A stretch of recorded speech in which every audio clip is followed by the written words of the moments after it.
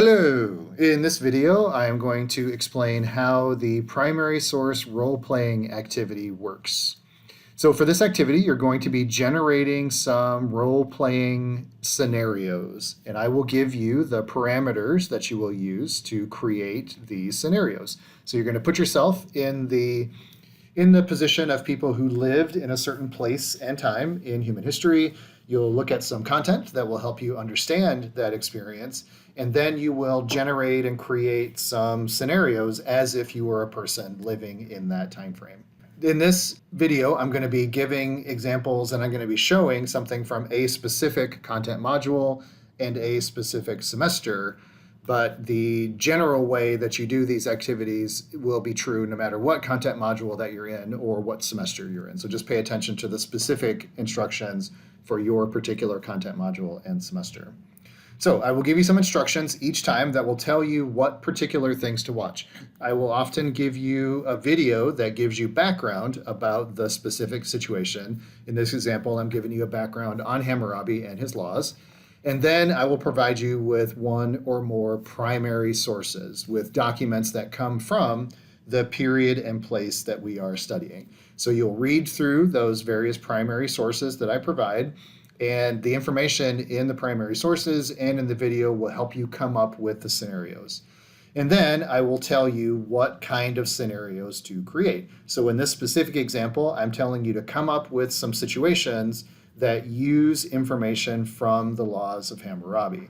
In other content modules, I might have you come up with situations and scenarios using primary sources from letters that people write back and forth, or government documents, or religious texts, things like that. So use that information that I provide to just generate and come up with some scenarios. I'll give you an example here. You could use certain laws to create a story about a runaway slave and her adventures, and so on. Make sure that when you create your scenarios, you give the people names. So give people names and backgrounds and stories, almost as if you're writing a script that would be used to create a play or to write a story. You will submit your role-playing scenarios in one of two ways. You can create a document that has all of the scenarios in them and then submit that document. You can also make a recording of yourself reading or narrating your scenarios. You will still need to submit a transcript of what you read. Make sure that you properly cite what you're using, and then give me some feedback and some thoughts on how the process went for you. What did you learn? What was your intention behind the scenarios? That kind of thing. So all the instructions for what you need to create will be in each content module's assignment. Here are some examples of work that previous students have done. This is one from the Hammurabi role-playing scenarios. You can see they came up with scenarios, used the laws, used direct quotations from the laws as required, and then gave me the cast of characters of people who were in the scenario. So that's following the guidelines and generating a very good role-playing activity. I've also had students who make the role-playing activity and then make a video or a recording of them narrating it. So this is one from a future content module, module 2. And then I really like it when students get creative and tell the scenarios as a story.